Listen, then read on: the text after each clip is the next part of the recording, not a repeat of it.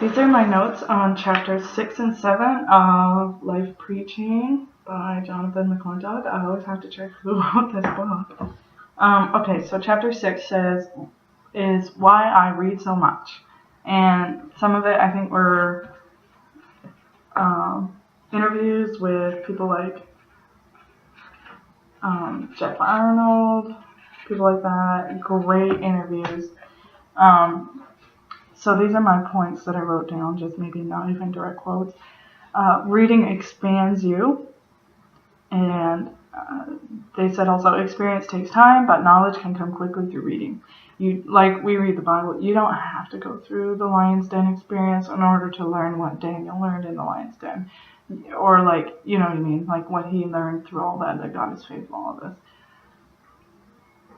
And another thing that I really liked is, I kind of summed it up by saying, learn to sift what you read. Like a baker might sift flour to get all the chunks out and get the good stuff through the bottom. You've got to make sure that you don't take everything you read seriously, because we have a lot of lit that is not by apostolic writers. And it's a shame, but it's true, because writing and stuff like that, it doesn't seem to be as prominent for some reason among apostolic people. I'm sure there are a lot of books, but not all of them are related for preaching. So you have to make sure that you just don't take everything in, and you have to make sure you sift out the bad. And there was a sermon I heard not too long ago.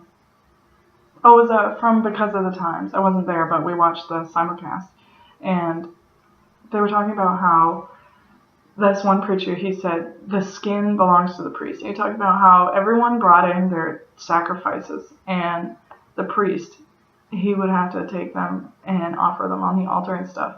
But certain sacrifices, he had to skin them. And the skin wasn't just any type of skin. It was unblemished skin.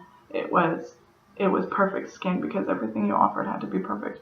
And so he would skin that stuff, and then he would have to use that for his family.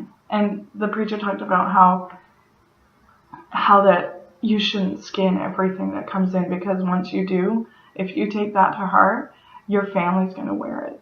Your church is going to wear it. And he had just like an impact message. It just hit me. It was a great message.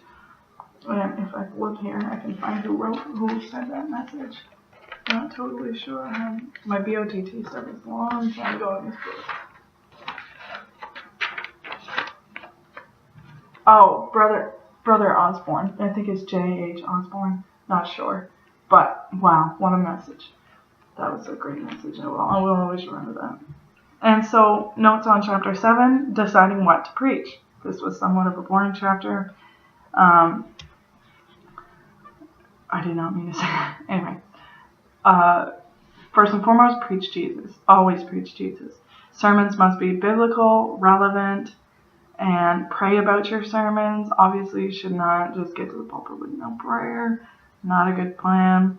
Ask the Lord whether or not a piece of revelation is for the congregation or just you. I've had to deal with that.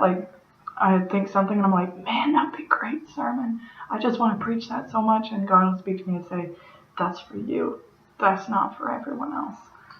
And then I realized that could be an answer to my prayer. But if it is for the congregation, you're answering someone's prayers. They've been asking God questions, and you're there to answer the questions.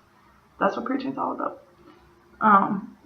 Pray for the future sermons you'll preach. God already knows who will be there and what is needed. People talk about how you got to pray that morning for that sermon, and you got to go do this and that. But in reality, you can pray for the future, because God's already there.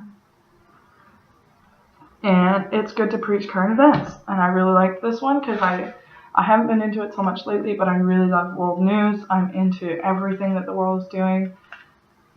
I'm not into their actions, but I'm into what's going on around me.